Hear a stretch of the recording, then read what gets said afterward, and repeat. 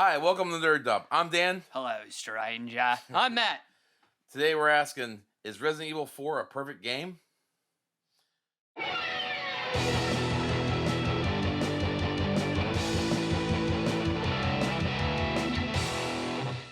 Yeah, talking about Resident Evil 4 today.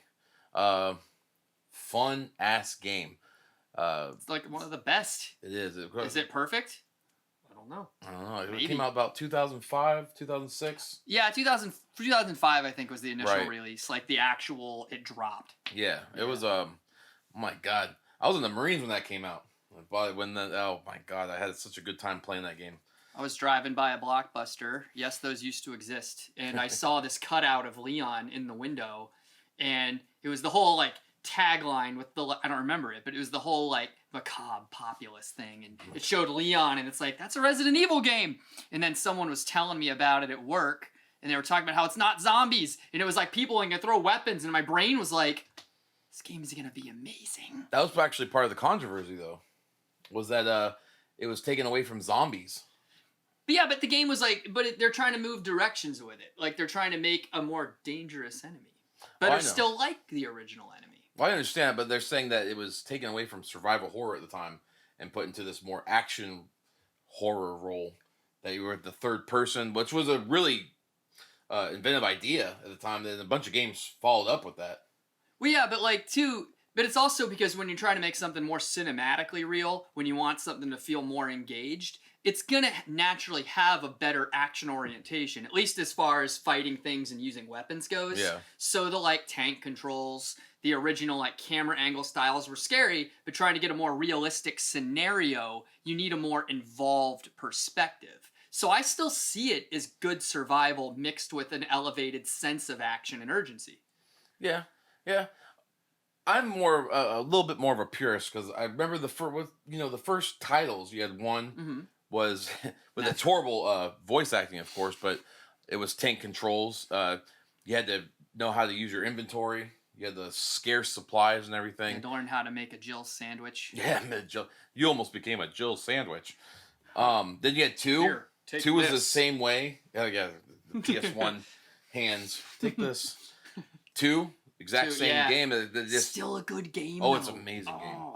And then 3 as well was also tank controls, survival horror. That one was a little more linear based. See, I feel like those worked really well, but if you were to try to do it again, it's like you're getting kind of lazy because they work for the element initially. You can't always see what's going on. You don't know your environments too well. It gives it a sense of stress. You can hear things. It feels weird, but then you want to be more engaged. You want to put yourself in that scenario, and that's hard to do with tank controls after a while. But that's the thing about the survival is they say that not being able to see around a corner, not being able to see where you're going is part of the horror survival. True, but that's because you can't see it. But when you think back with those angles and views, your character could still see what's going on.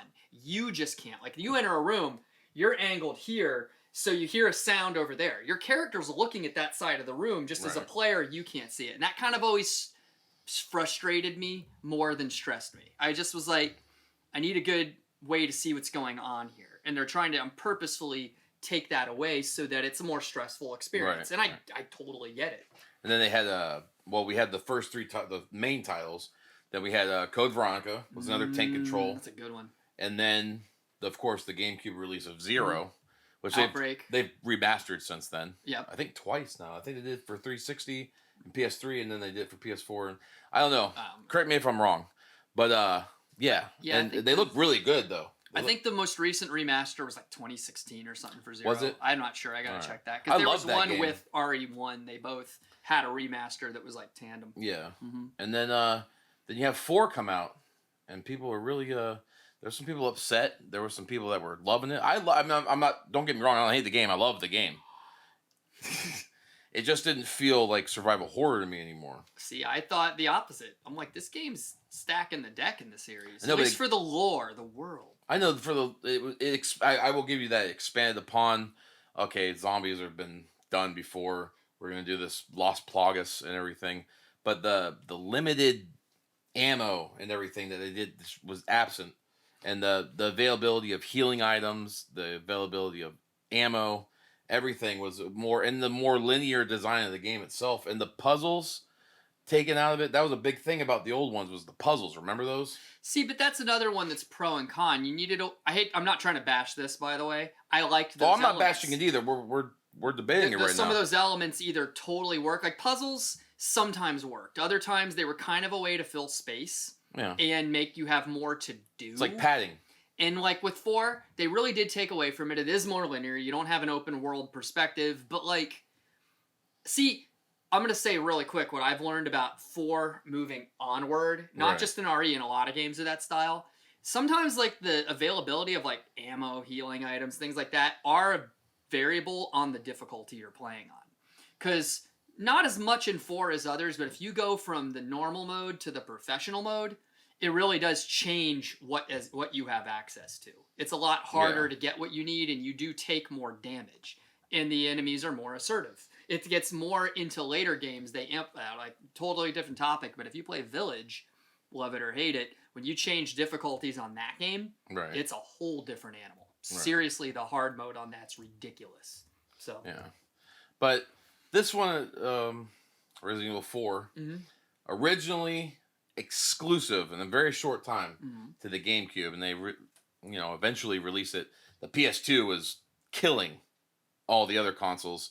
Even the Xbox beat out the GameCube in sales, so Capcom had to release it, and they really went back on their exclusivity deal. But that's just something they do. So they altered the deal. But there is like, it's not the same as the old games. What I do like in 4 is when you have to get like to the next area and there's a blocked door. It's like you have to get like 2 tablets you have to combine to open the door. There's a few places like that in the game. They're fairly brief. You got to work around a certain area that you're already in to find what you need. Unlike the old games where they're going to send you here, there, and back to get stuff. And it's a lot of problem solving and covering space you've already covered. So there's a lot of backtracking. There's a ton of backtracking to make the maps a little more condensed, but give you a bigger game. So the puzzles in 4, they're more linear. Oh, yeah. They're way more set linear on the path, but there's still puzzles you have to solve to the game progress. keeps moving forward. You don't really cover spaces you've already covered often. There are times like you go back through the village, yes. You go back through certain areas, yes. Like the castle and the island. Yeah, but once you get into there, though, you pretty much just keep moving through. And I mean, I'm fine with it. It lets the game be a little more pacing oriented. Right. And I personally thought that was easier to enjoy the narrative, like without slowing yourself down, looking for one little thing or a key. Right. So, I mean, personally, I liked that, but not everybody would agree, Well, I love the game as well. I'm just saying compared to the old ones, I think it took it. I mean, you feel it's a progression of the series, right? Mm-hmm. And I feel it's more of just a taken away from the core essence of what made Resident Evil great to begin with. But true. I still loved it. No doubt about that. That I love that game. But I don't know. The story though. Story's excellent. They mentioned in the beginning. You kind of get in the beginning. They have the prologue and the cut tos and everything, and they kind of go into a little bit of Umbrella. Yeah, they're basically saying that in the 6 years since the events of Raccoon. Right. Umbrella's been downfall of Umbrella. Taken down by the governments. It's been disbanded, and now Leon is working for the president of the U.S., and this is his first, like, real mission. And of all missions, it's to rescue the president's kidnapped daughter. They know nothing of all this other stuff going on, but Leon is obviously exceptional. He's intelligent. I know a lot of people are going to say, oh, he's naive. He's kind of a doofus. Leon's actually a brilliant dude, and if you play side topic, go play the extra features on 4. Play the Ada storylines on RE4, and it goes into how she even sees Leon. Leon's a brilliant dude. He's a strong dude. Really passionate about this, man. Because Leon, like you're Leon himself, and Leon someone is insulted you. Awesome. Wait, follow me. People are saying this and this about Leon. It's not true.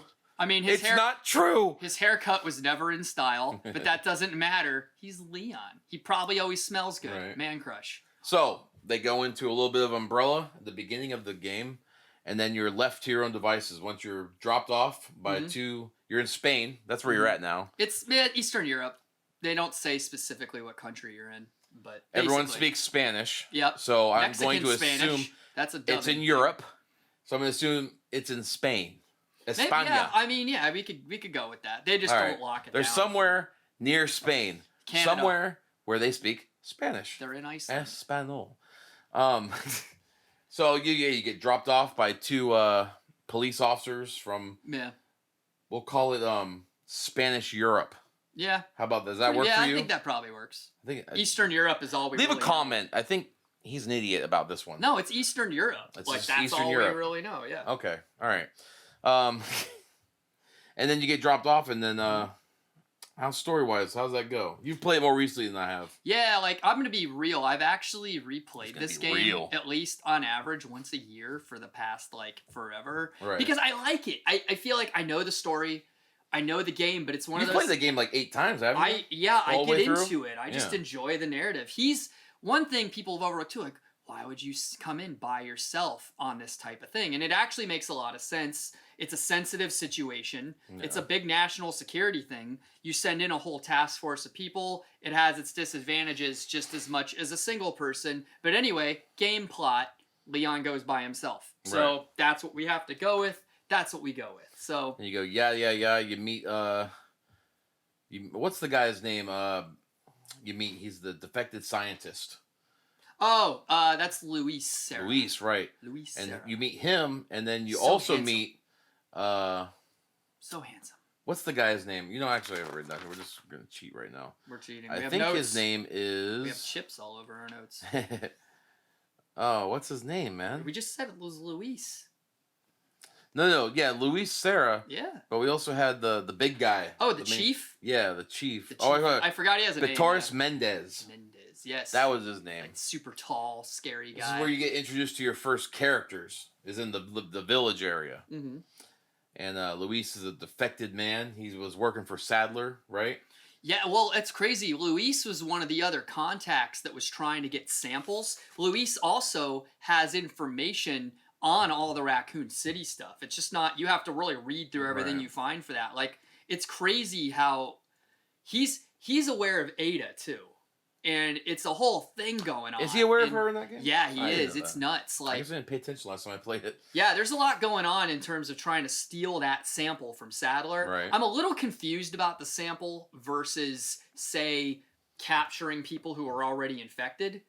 But the game has its logic. Hey, if somebody else knows a better reason why there's a special sample they're after versus just capturing examples of the parasite, let us know. I'm not sure there, but I mean, again, plot. But you gotta have fun with it. So you meet those two. So you go through the village, and eventually you make it to a castle.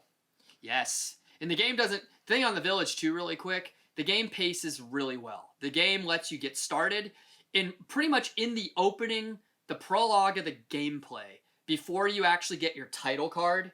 Leon winds up running right into this village. You've only been in 1 or 2 other small areas collecting a few items, like some money and some bullets maybe, and then boom, the alarm goes off and you're swarmed by an entire village trying to kill you right off the bat. So the game's just like, hey, this is going to be cheeky fun, but you also right away run into characters like the chainsaw guy who can kill you in one shot. So the game's also like, this is the first level. You're in for a whole bunch of crap ahead of you. We'll say that and it's amazing. This about those guys. Those are the first guys to give me any stress. Yeah. While playing the game, I was like, they're coming right at you. They're coming right for you, and they're harder to kill. There's a hidden cutscene too, is if you go straight for the. There might be other ways to time it, but if you go straight for, there's a 2-story building near the end of the village by the church. You go right in there, and the game will give you a cutscene that teaches you that Leon can block doors and entrances by using things like furniture, and then you're also in this place where you can realize, okay, I can collect myself and reinforce my surroundings, and as a bonus, you go upstairs, you find a shotgun early in the game. So pretty cool ways the game teaches you to use your environment. So really cool. Don't just leave the area before you've gone searching. You have to if you outrun them for a few minutes, that level will end and it will go forward. Right. In terms of the bell ringing on the church, but that's just there's a lot to go. The game pace is like Dan was just saying, it moves right up through all this. It moves into a new place and then a new place. It's very cool. Story-wise, it's president's daughter's kidnapped. Leon's sent. This is 6 years or so after Raccoon City. Mm-hmm. You rescue her. You have to protect her, which is That we'll talk happens a about couple that. times. We'll talk about that in a minute. And then you meet someone you used to serve with, which they do actually go into, and I think a Dark Side. Dark Side. Yeah, they actually Dark Side give you a little Chronicles. bit of that. But and then you rescue the president's daughter. Yeah, like that's the whole storyline of the game. But the in between is really fun. You meet Ada along. Well, you don't meet her. You see her again. They always meet in the same games. So the thing about it is a pretty simple plot when you go from A to Z, but the game does a great job, and I feel like maybe like retrospective gamers would see it more than people who are first time to it, because it is an older game now. Yeah. But the game does a fantastic job, as we already said, pacing, but also the way it handles and introduces characters is mostly extremely good. Characters like Ada and Krauser are telegraphed earlier than you meet them in small ways, and the way it pays off is great. Like even with Krauser, you know, they always fixate on him when you have him in the limited amount of story with that knife. And it's a good telegraph to figure out what's this guy's deal and what's a good way to fight him. The knife is always a factor, which is, of course, if you know anything about these kind of games, the knife is the most stressful thing to try to use in these games too. So I think that's a good way to segue into talking a little bit about the gameplay. Yeah, QuickTime events. People hate them. Oh my god. They love them. RE4 uses QuickTime well. They didn't use it. It's almost like they invented it. Yeah, they just do it well. It's short and brief the couple times they do it, Yeah. but it's effective to not slowing down the pace of what's happening, and it's not bloated to where you have to keep doing stuff. But I hold them accountable for what happened afterwards with the PS3 and the Xbox 360, with all the QuickTime events they wanted you to. Hey, push the buttons. It kind of. I've always felt like this about QuickTime events, that they kind of take you out of the experience. If they're too long, they can, yeah. Well, just having the buttons appear on screen with B and A or something, and you're watching a cinematic event of the game, and there's buttons on the screen all of a sudden.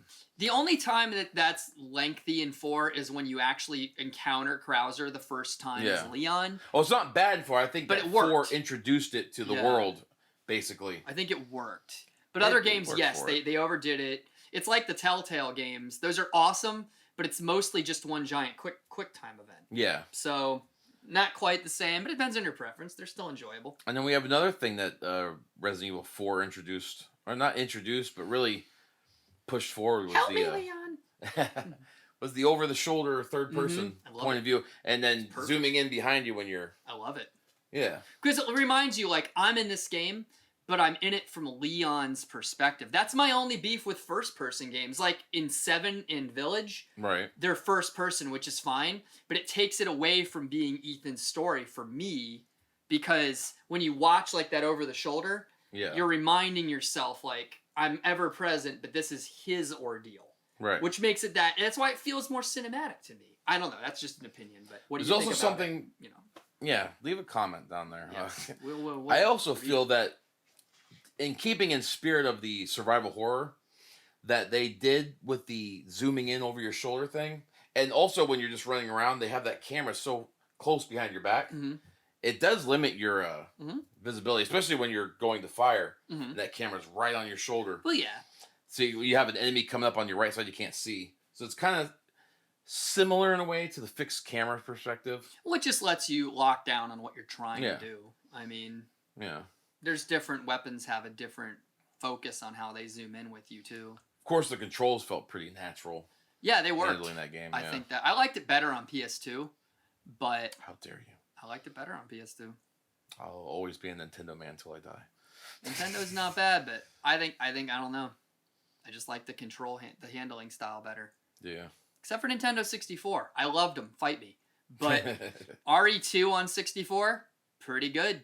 But I can't argue with the remake, but that's a video for another time. It's amazing it exists. Yes. Just in general. But that's a whole other topic. So. Right, yeah. We'll talk GameCube about that controls, pretty indifferent. I'm going to be honest. Yeah. Yeah. All right, so... Super Nintendo? Talked a little bit about the gameplay. I think we should talk about a little bit about the characters of this The game. characters of this We game. went a little bit into it during the storyline, but well, Leon, of course, the ultimate handsome super cop. Super cop. Luis, the handsome government guy he is. Was there not someone who was handsome or hot in this game? No, it's all I'm referring to it this way colloquially, but if it's from anime and if it's anime in nature or it's from Japan, everyone's beautiful. That's right. I think Japanese people are beautiful. So yeah, I mean, there's like the supporting cast in the game is far better developed than the old games, but that is not against the old games. It has to do with the development of gameplay and cinematics. Right. You can make a more powerful game visually, therefore you can use your cast more effectively. Like Leon's main contact in the game is Ingrid Hunnigan. And we never meet her physically, but she's your main contact you deal with on your video phone. So she's another support character that gives you great exposition on what Leon's dealing with in a way that's kind of natural for the script. So Leon's not just telling you what he's doing there. You're going over your mission objectives with the person that you're in contact with. And I really like that. Yeah. Oh, we have Leon, we have Luis, Ingram. We already went over a little bit of Bitoris Mendez. He's the first boss guy you really come up the village against. chief. He's the first true, like, I'd say Resident Evil formed boss. He starts to transform and mutate and get all creepy and gross. And you have Jack Krauser, who's Leon's former what do you call him? Partner, partner. And he's also he's a huge link to the old plot points of the older games too. He's T-virus oriented in his condition, and it's another connection that there's more going on behind the scenes, which again you learn in the Ada modes of the game. Right. Mm-hmm. And then Ada, you meet her through the game. Yeah. Of course, everyone if who has played Resident Evil 2 knows who Ada is. But it's a big deal. Who's the big bad guy of the game? Sadler. Osmond Sadler, the guy that's who found he funded. I think I think it was, if I remember, like, because there's the little Castellan family. There's this little dude who's like running a castle. Yeah. His family's the ones that I think uncovered the Las Plagas. I think Osmond was one of the researchers who also funded everything going into. And he was he was running that church in that entire area, like that region. Yeah. And I don't know how he exactly came into using Osmond the Plagas. Was the one that. But he's the ringleader. Yeah. Yeah. And then you have a good fight at the end with Osmond Sadler. Ada does the same thing. Was it 2 when she throws you? Yeah, she kind of does the same. She helps you out. RPG. But it's big because if you had been playing the games fresh, if you're brand new to everything, you kind of think Ada's dead or missing after 2. It's kind of a crazy thing that she's still around. And like, I think, we didn't go over it much, but the castle, Salazar. This is a great character. He's annoying. This depends on your opinions of the voice acting. But he's still a good villain because they slowly build up his presence in the background till you deal with him as a, like, overwhelming boss. And if you're playing the game without any unlockables, no unlimited ammo, nothing like that, it's a boss fight of boss fights. It's really a situation. And that's what makes it fun, though, because the guy goes... The Salazar fight brings in his little handler, his little henchman with him. Yep, it turns into, like... The littlest guy in stature turns into, like, physically the most imposing boss you deal with, which happens. And before that, too, his henchman, his right and left hand, as they're called, I guess. There's another name for him, but the one where you're going through the sewers and the one stalking you, and you can't fight him head on at first. It's, like, really creepy. I love that about it. And then that brings us, last but not least, to Ashley. Help me, Leon! She's annoying. Oh my god. The AI does have a tendency, especially on the older versions of the game. I don't know how different it is on the remasters, but I think it was a little bit worse on the old ones, that the AI tends to go just do stuff and die. Yeah. Yes, that is a thing in RE5 as well. I know. It doesn't matter who you play as. Everyone says it's Sheva's AI. If you play as Sheva, Chris's AI will go off on his own quest and get killed. But Ashley... It's very easy to have that happen to. It's like just a long escort mission. Once you have her, you always have to look out for her. You can also shoot her yourself. It's actually harder to do She than gets you in the way. think. I know, but I know it's harder, but it's just another thing you have to worry about if your enemies are coming around you, grouping up on you. But there was positives to it. Besides some of the annoying aspects, she will hide behind you. She'll do her best to get out of your way. And she'll often, if you just look at the movements as you're moving through like stressful areas, not only will she look around and look where enemies are if you hear noises but you're not sure, she'll identify stuff. It's helpful. It is very, yeah. She just, I wouldn't say she's too annoying. There's a lot of running jokes. But yeah, it just feels like overtime. But there's there's great unlockable. There's costume modes. If you unlock the one where Leon's dressed as a gangster, she's wearing a full suit of armor and she's effectively invincible. They can't pick her up. They can't hurt her. You can't shoot her accidentally. Nothing. None of that stuff. And you get some cool gangster threads to go with it to complement the Chicago typewriter, which is one of those the old unlockables. zoot suit looking kind of stuff, huh? Right. Well, we were I don't like Ashley, but I don't mind her. It's fine. But so, I mean, I like this game. You like this game? I love this game. I mean, something we didn't hit on too. Really, the whole thing with them even capturing her was to infect her with Las Plagas, return her home. Oh, that's right. And then have control over her to use that as a staging ground to start infecting members of the governments. Right. It's like a takeover of the world plot, just more tactically. And of course, our handsome hero who doesn't really give an F about anything, but he still comes off as pretty charismatic. He gets affected too. They kind of have the same plot with him. Leon definitely gets afflicted, but there is a way out of it because there has to be. Right. But yeah. So, as far as Resident Evil games go, where would you rank this out of them? For a Resident Evil game, I'm still gonna say it's easily gonna be in my top 3. For me. Top 3? I think it's easily going to be in my top 3. Which one, though? Which one? It's hard to choose. I know this is divisive. I'm actually thoroughly enjoyed Village. I know there's mixed opinions on that. It's not my number 1. No. But it's in my top 3 too. I'd say that would also cross over with either... If, say I chose Village and 4, a contender for number 1 would also either be the remake of 2 or Code Veronica X. So, yeah, like it's hard to choose, so I kind of just think of that top bracket. I really, really like them. Okay. So, yeah. I have to go, my number 1 all-time favorite is the GameCube remake of 1. Resident Evil 1 is my favorite. 0 comes in second for me. I don't know why I love that game, because they took the old controls. It is a shorter game, but they added the second character. Yeah, I thought that was really cool. That was a nice touch. And then I might say, yeah, probably 7 would be my third favorite.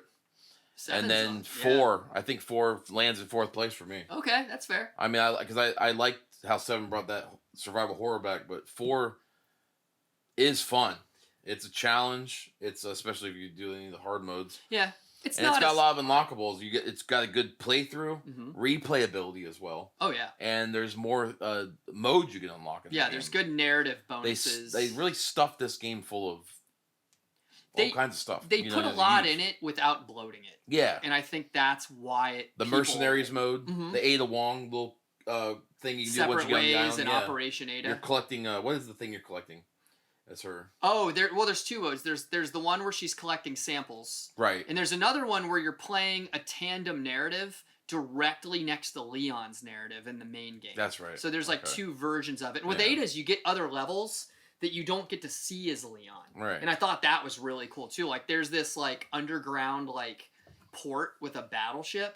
Yeah. I don't know why I love that level so much. Even though it's one big shootout, it's still like a really cool level. Yeah. Then there's the infinite RPG you can unlock in the game. Again, we said Ashley's armor and the gangster where you're going to be as Leon. That's how you basically can walk through professional mode and God mode. It is you have an unlimited rocket launcher with an invincible Ashley. So yeah, you've got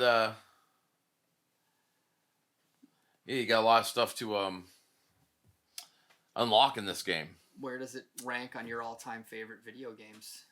On my all-time favorite video? Yeah. Is it in your top what? Might be top 20. Okay. probably lower on the list because Still in my top 5. still to in be your top honest. 5. Oh, Yeah, it's well, you've played the game. Resident Evil over 4 and is over and still over in my again. top 5. Yeah. What is your ranking for Resident Evil 4? Leave it in the comments below. Do you love it? Do you hate it? What do you love about it? What do you hate about it? You can't just say Ashley. No. We're making this a challenge for you. Who do you agree with? I don't think it's a survival horror game. I think it is. I just think they is. expand on it a little bit differently and in a refreshing way because it doesn't make it derivative of the other games. He sounds scorned. That's what 6 did. He sounds insulted because I don't agree with him. No, I'm just teasing. All right, well, I guess that's it for this episode. Yeah, I mean, I'm Matt. I'm Dan. This is Nerd Dump. See you next episode. See you later, stranger.